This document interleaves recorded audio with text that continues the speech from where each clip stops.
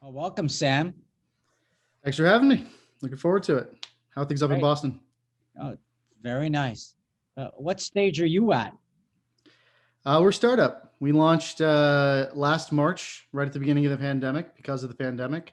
Raised our seed, just about to close our seed round, and just about to hit our first, $1 million sales benchmark. So rounding error probably for most people on this call, but a good milestone for a startup. Great. And Sam, starting up in the middle, at the beginning of the pandemic is something that a lot of people probably wouldn't even think of doing. So why don't you tell us a little bit about what made you decide to go take the that foot forward, or that first step forward to go and do that? I mean, it was an accident, honestly. When the quarantines were beginning, myself and some other HubSpot alumni, which is a Boston startup, um, got together for a hackathon to try and help small businesses.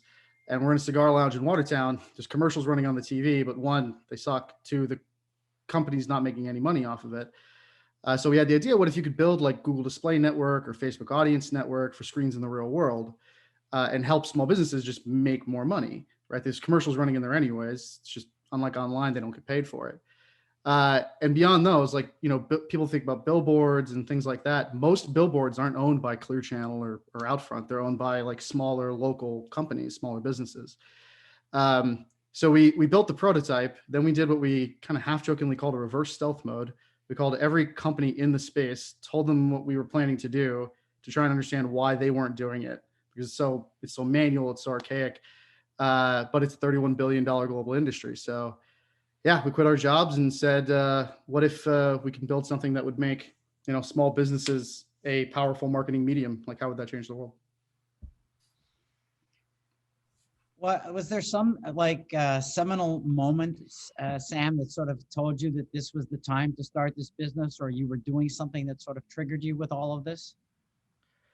I mean, there really was the beginning of how do we help small businesses make more money, especially off of reduced occupancy. Like, there used to be a bar in Boston called Courtside, rest in peace.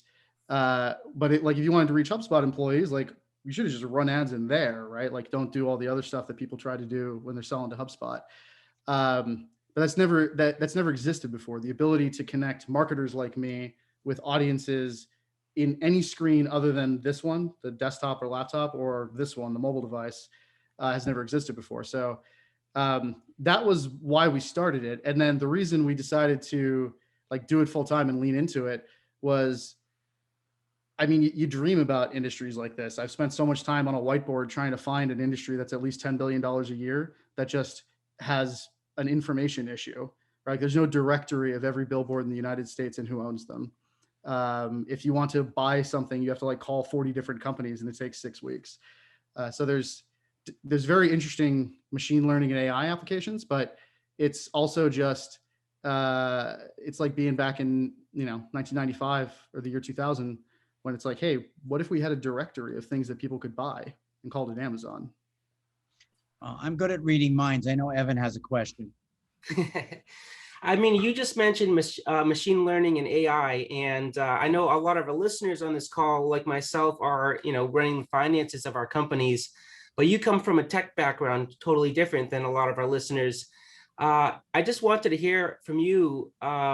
What are you using for, or are you using any type of artificial intelligence or machine learning in your current business? And I mean, what does AI and machine learning mean to you in your business? Yeah, so machine learning has been one of the most important developments for marketing and just company growth over the last 10 years. Facebook and Google especially, we were all worried about truck drivers losing their jobs to AI, but Facebook ads managers are probably the ones who lose it first, because now you just tell Facebook the outcome you want to have happen. Somebody buys something, goes somewhere, calls something, and then Facebook takes a bunch of data and learns from every time somebody does or doesn't reach that objective. For advertising in the real world, it's actually significantly more complicated. The internet's actually pretty flat and straightforward. But for example, Cappy's Liquor in Boston, if you're familiar with them, one of our advertisers, there are 3% of people who go to Cappy's Liquor and then go to work. So where their cell phone spends 8 hours a day. I'm super interested to find out who they are. But in general, the system's learning, if it thinks you're on your way to work, it shouldn't show you an ad to get you to go to Cappy's liquor store. So it's trying to say, based on what's going on in your life and the sort of the context of that billboard or that TV or that, Uber, the screen in the back of the Uber, based on what the marketer wants to accomplish, who values that the most, and who should we sell that to at what price? So it was a big thing for the internet, but it's going to be much more important to get right for, pricing something that's a lot more complicated. That's really something, and I think the AI intelligence is important. So I have a different question for you, Sam, if you don't mind. Sure. So many entrepreneurs that I've been associated with in my career, they jump in and they don't understand the alignment between strategy and finance for achieving their long-term goals. And I'm wondering how you've addressed that issue. It's something that I have heard that you've been able to look at. And I think it is important for entrepreneurs to understand this is an important area to have alignment. It's literally the most important issue. What kills most startups is bad cash flow management, bad economics. Right. If you're familiar with HubSpot, that was a company I spent 8 years at, leading HubSpot Labs. You kind of think of us as this like fluffy, happy, huggy, make marketing people love kind of company. No, it's a cash flow machine. Every company meeting, we discuss the unit economics and the business economics.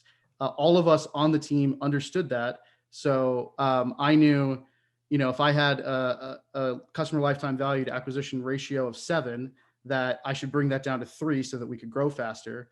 Like, it wasn't just the finance team. The CFO who was really setting the guardrails of strategy for what we were executing as a go-to-market team, as an engineering team, and telling us, if we're going to bring in money from investors, what is the best way to deploy it to grow the enterprise value? And so as a marketer, being able to draw a line and make decisions, I don't necessarily have to understand all of the, nuances behind the accounting and things like that. All I need to know is, what is our goal? Is it to grow faster? Is it to have more, profitable unit economics, et cetera? And then how can I analyze that so I can make really, really good decisions? And we do that at the startup phase as well. Although my co-founder made me take cash flow is more important than your mother out of our investor pitch deck. We're raising a specific amount of money to validate a specific unit economics thesis, so that if I go and raise $10 or $20 million for our Series A, I have an intelligent answer to, what are you going to do with that? Well, I'm okay with the cash thing. I'm sure our last guest today, Jay Tooley's going to agree when he comes on. I was always taught that cash is oxygen, and without it, you choke to death.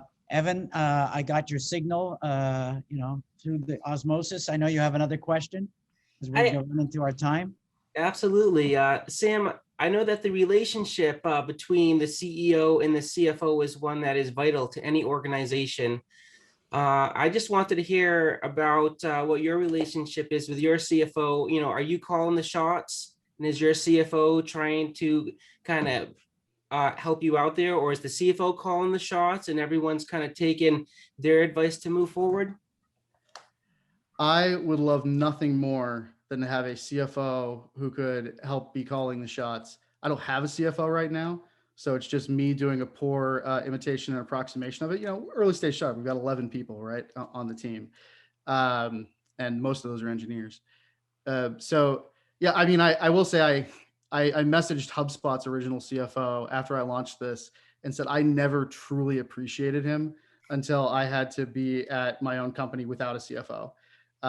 So it is actually going to be it'll definitely be our next executive hire, is somebody who can, not just like do the accounting stuff. There's a big difference between like accounting and finance strategy.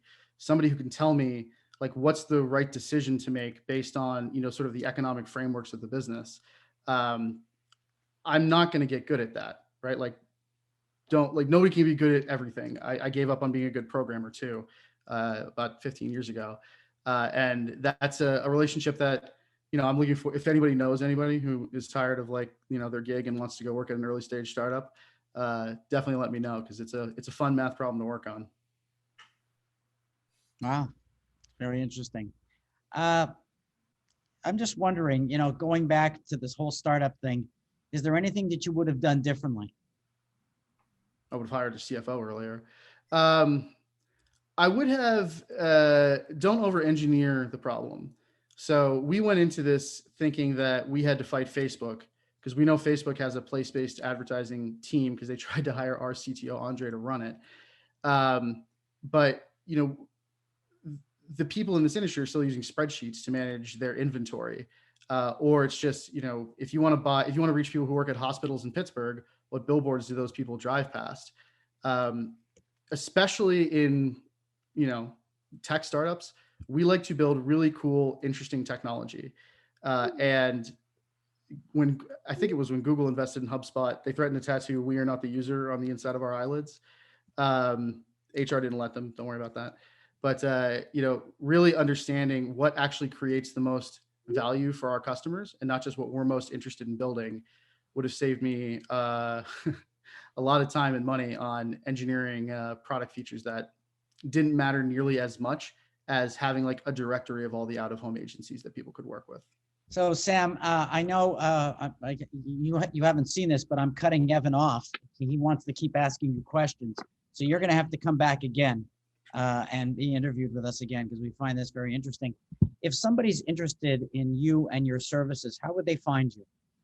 Well, the good thing about my last name, Evan, you did a great job, is SEO is very easy. Google anything even close to Mallikarjunan and you'll generally find me. You can also check out OneScreen.AI. Just don't blame our new head of marketing for the website. He just started and I built that, which is why, suffice to say, HubSpot had a very talented design team, but I wasn't on it. Great. Well, Sam, thank you very much for being on this show. You know, it's very great to hear your story, and I'm sure our listeners out there really enjoyed it as well.